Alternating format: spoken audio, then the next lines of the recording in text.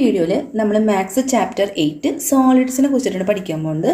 ഇതിലെ ആദ്യത്തെ ഭാഗമായ സ്ക്വയർ പിരമിഡ് എന്നാൽ നമുക്ക് നോക്കാം. ഇതിനോടനുബന്ധിച്ച് വരുന്ന ഫാക്ട്സ് എന്താണ്, അതുപോലെ ഫോർമുലാസ് എന്താണെന്നൊക്കെ നമുക്ക് പഠിക്കാം. അപ്പോൾ ആ ക്വസ്റ്റ്യനിലോട്ട് നമുക്ക് കിടക്കാം. What is the surface area of a square pyramid?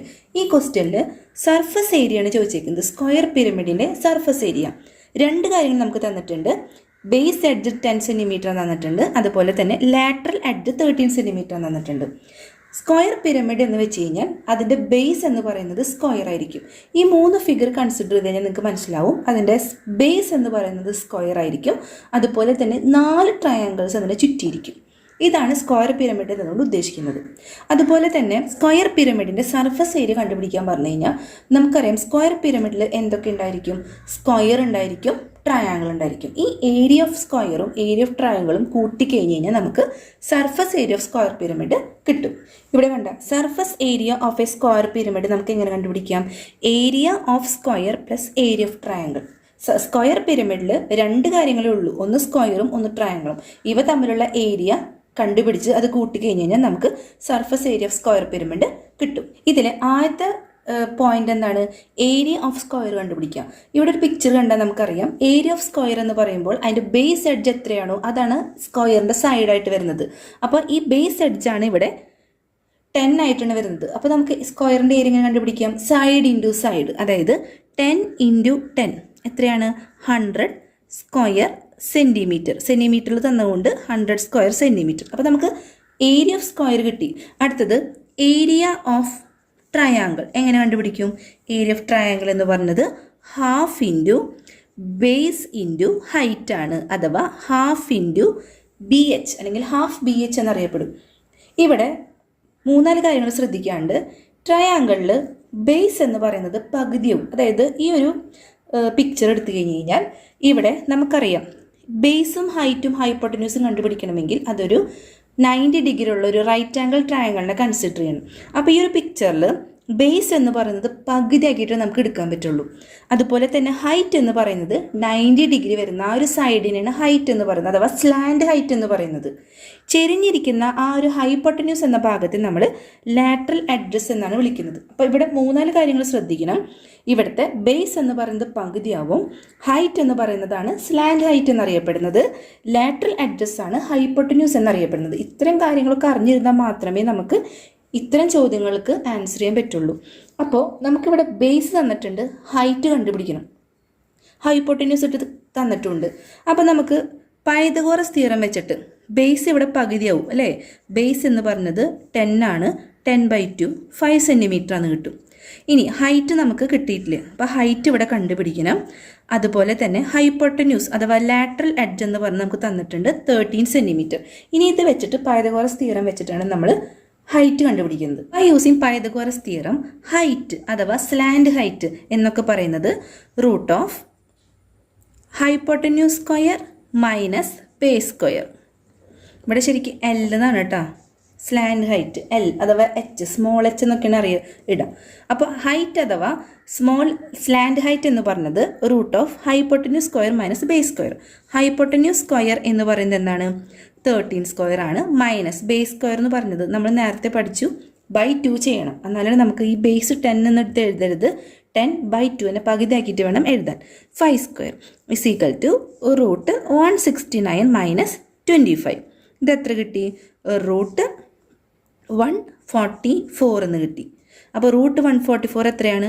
12 centimetre. അപ്പോൾ നമുക്ക് എന്ത് കിട്ടി? ഹൈറ്റ് കിട്ടി 12 സെൻറ്റിമീറ്റർ.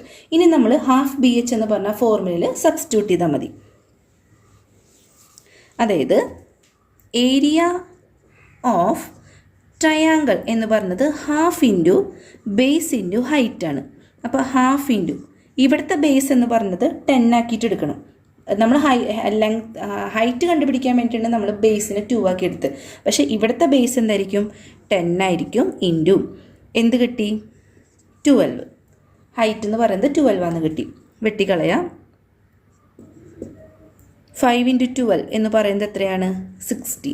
60 സെൻറ്റിമീറ്റർ. അപ്പോൾ ഏരിയ ഓഫ് ട്രയാങ്കിൾ എന്ന് പറയുന്നത് 60 സെൻറ്റിമീറ്റർ. നമ്മൾ നേരത്തെ കണ്ടുപിടിച്ചിട്ടുണ്ടായിരുന്നു ഏരിയ ഓഫ് സ്ക്വയർ എന്ന് പറഞ്ഞത് 100 സ്ക്വയർ സെൻറ്റിമീറ്റർ. അപ്പോൾ രണ്ടെണ്ണത്തിൻ്റെയും ഏരിയ കിട്ടി. ഇനി ഇവിടെ ശ്രദ്ധിക്കേണ്ട ഒരു കാര്യമുണ്ട്. Surface area of a square pyramid എന്ന് പറയുന്നത് area of square plus area of triangle ആണ്. ഏരിയ ഓഫ് സ്ക്വയർ നമ്മൾ നേരത്തെ കണ്ടുപിടിച്ചിട്ടുണ്ടായിരുന്നു 100 പ്ലസ് ഏരിയ ഓഫ് ട്രയാങ്കിൾ എന്ന് പറയുന്നത് നമുക്ക് കിട്ടി 60 അന്ന് കിട്ടി. പക്ഷേ ഇവിടെ ട്രയാങ്കിൾ എന്ന് പറയുന്നത് സ്ക്വയർ പിരമിഡിൻ്റെ ട്രയാങ്കിളാണ്. അപ്പോൾ ട്രയാങ്കിളിൽ എത്ര ട്രയാങ്കിൾ ഉണ്ടായിരിക്കും? 4 ട്രയാങ്കിൾ ഉണ്ടായിരിക്കും. ഞാൻ ഈ വീഡിയോൻ്റെ ആദ്യമേ പറഞ്ഞിട്ടുണ്ടായിരുന്നു, സ്ക്വയർ പിരമിഡിൻ്റെ ബേസ് സ്ക്വയർ ആണെങ്കിലും ഇതിനെ മൂടി നിൽക്കുന്നത്, അതായത് കവർ ചെയ്ത് നിൽക്കുന്ന ട്രയാങ്കിളുടെ എണ്ണം 4 ഉണ്ടായിരിക്കും. അപ്പോൾ ഇൻറ്റു 4 4 ട്രയാങ്കിളുടെ ഏരിയയും അവിടെ ഇൻറ്റു ചെയ്യേണ്ടി വരും. എന്നിട്ട് വേണം ക്വസ്റ്റ്യനിൽ ചെയ്യാൻ.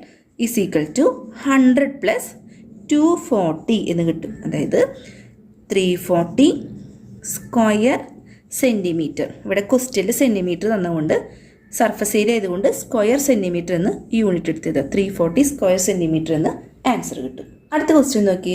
A square of side 5 centimetre. ഒരു സ്ക്വയർ നമുക്ക് തന്നിട്ടുണ്ട്, അതിൻ്റെ സൈഡ് എന്ന് പറയുന്നത് 5 സെൻറ്റിമീറ്റർ ആണ്. അതേപോലെ തന്നെ 4 ഐസോസിലസ് ട്രയാങ്കിൾ തന്നിട്ടുണ്ട്, അതിൻ്റെ ബേസ് 5 സെൻറ്റിമീറ്റർ ആണ്, ഹൈറ്റ് 8 സെൻറ്റിമീറ്റർ ആണ്. അപ്പോൾ നമുക്കറിയാം ഐസോസിലസ് ട്രയാങ്കിളിൻ്റെ പ്രത്യേകത എന്താണ്? 2 ആംഗിൾസ് അഥവാ 2 സൈഡ്സ് ഈക്വൽ ആയിരിക്കും. അത്തരം ട്രയാങ്കിളിനെ വിളിക്കുന്ന പേരാണ് ഐസോസിലസ് ട്രയാങ്കിൾ. അപ്പോൾ ഈ സ്ക്വയറിൻ്റെയും ഐസോസിലസ് ട്രയാങ്കിളിൻ്റെയും ബേസും ഹൈറ്റും ഒക്കെ നമുക്ക് തന്നിട്ടുണ്ട്. ആർ പുട്ട് ടുഗെദർ, ഇവ രണ്ടും കൂട്ടിച്ചേർത്തിട്ട് നമ്മൾ ഒരു സ്ക്വയർ പിരമിഡ് നിർമ്മിക്കണം. സാധാരണ നമ്മൾ സ്ക്വയർ പിരമിഡ് എന്താണ്? അതിൻ്റെ ബേസ് എന്ന് പറയുന്നത് സ്ക്വയറും 4 ട്രയാങ്കിൾസ് അതിനെ കവർ ചെയ്തിരിക്കും. ആ 4 ട്രയാങ്കിൾസ് ഐസോസിലസ് ട്രയാങ്കിൾസ് തന്നെ ഉള്ളൂ. How many square centimetre of paper is needed? ഈ സ്ക്വയർ പിരമിഡ് നിർമ്മിക്കാൻ വേണ്ടി എത്ര സ്ക്വയർ സെൻറ്റിമീറ്റർ ഓഫ് പേപ്പേഴ്സ് വേണം? സ്ക്വയർ സെൻറ്റിമീറ്റർ എന്ന് പറയുമ്പോൾ തന്നെ ഏരിയയാണ് കണ്ടുപിടിക്കേണ്ടത്. അപ്പോൾ സ്ക്വയർ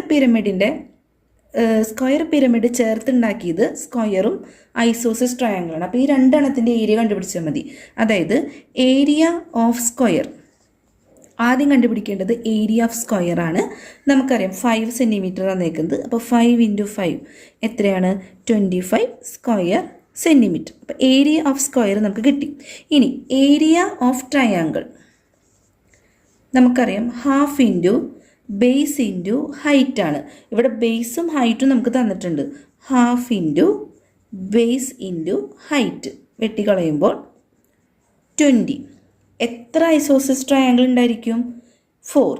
അതായത് 4 × 20 അതായത് 80 സ്ക്വയർ സെൻറ്റിമീറ്റർ. അപ്പോൾ 4 ട്രയാങ്കിളുടെ ഏരിയ കിട്ടി, സ്ക്വയറിൻ്റെ ഏരിയ കിട്ടി.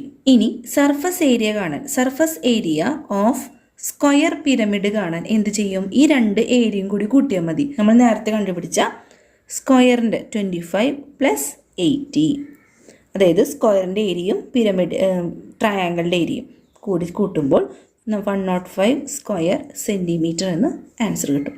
അപ്പോൾ ഇത്ര സ്ക്വയർ സെൻറ്റിമീറ്റർ ഓഫ് പേപ്പർ വേണം എന്ത് നിർമ്മിക്കാൻ? സ്ക്വയർ പിരമിഡ് നിർമ്മിക്കാൻ. ഈ ഒരു ഫിഗർ നിങ്ങൾ നോക്കി. ഇതിൽ സ്ലാൻഡ് ഹൈറ്റ് എന്താണ്, ഹൈറ്റ് എന്താണ്, ഇതിൻ്റെ 2 വ്യത്യാസങ്ങളും അറിഞ്ഞിരിക്കണം. അതായത് ഈ ഒരു പിരമിഡ് എന്ന് പറയുന്നത് സ്ക്വയർ പിരമിഡാണ്. എന്തുകൊണ്ടാണ്? ഇതിൻ്റെ ബേസ് എന്ന് പറയുന്നത് സ്ക്വയർ ആണ്. 4 ട്രയാങ്കിൾ ഇതിനെ കവർ ചെയ്തിരിക്കുന്നു. ഈ 4 ട്രയാങ്കിളും കൂട്ടിമുട്ടുന്ന മുകളിലത്തെ ആ ഒരു പോയിന്റ് നമ്മൾ വിളിക്കുന്ന പേരാണ് അപ്പെക്സ്. ഇനി ഈ അപ്പെക്സിൽ നിന്ന് ബേസ് എഡ്ജിലേക്ക് വരയ്ക്കുന്ന ആ ഒരു വരേനെ നമ്മൾ പെർപെൻഡിക്കുലർ ആയിട്ട് വരയ്ക്കുന്ന ആ ഒരു വരേനെ നമ്മൾ സ്ലാൻഡ് ഹൈറ്റ് എന്നാണ് പറയുക. എന്നാൽ അപ്പെക്സിൽ നിന്ന് സ്ക്വയറിൻ്റെ നടുവിലേക്ക് സെൻറ്ററിലേക്ക് വരയ്ക്കുന്ന ആ ഒരു ലൈനെ നമ്മൾ വിളിക്കുന്ന പേരാണ് ഹൈറ്റ്. അപ്പോൾ ഹൈറ്റ് എന്താണ്, സ്ലാൻഡ് ഹൈറ്റ് എന്നാണ് നന്നായിട്ട് അറിഞ്ഞിരിക്കണം. ഇവിടെ സ്ലാൻഡ് ഹൈറ്റിന് അതായത് അപ്പെക്സിൽ നിന്ന് ബേസ് എഡ്ജിലേക്ക് വരയ്ക്കുന്ന ആ ഒരു പെർപെൻഡിക്കുലർ ലൈനെ നമ്മൾ എൽ, സ്മോൾ ലെറ്റർ എൽ വെച്ചിട്ടാണ് റെപ്രസെൻ്റ് ചെയ്യുന്നത്. അതുപോലെ തന്നെ അപ്പെക്സിൽ നിന്ന് നേരെ ബേസിലേക്ക് അതായത് സ്ക്വയറിൻ്റെ നടുവിലേക്ക് വരയ്ക്കുന്ന ഒരു വരയുണ്ട്, അതിനെ നമ്മൾ ഹൈറ്റ് എന്നാണ് പറയുന്നത്. അതിനെ റെപ്രസെൻ്റ് ചെയ്യുന്നത് സ്മോൾ എച്ച് വെച്ചിട്ടാണ്. അപ്പോൾ സ്ലാൻഡ് ഹൈറ്റും ഹൈറ്റും തമ്മിൽ മാറിപ്പോവരുത്. ഇനി അടുത്തൊരു ഫിഗർ നോക്കി. ഇതിൽ 4 ട്രയാങ്കിൾ ഒരു സ്ക്വയർ പിരമിഡിനെ കവർ ചെയ്തിരിക്കാൻ നമ്മൾ പറഞ്ഞു. ഈ 4 ട്രയാങ്കിളിൻ്റെയും ഫേസിനാണ് നമ്മൾ ലാറ്ററൽ ഫേസ് എന്നതുകൊണ്ട് ഉദ്ദേശിക്കുന്നത്.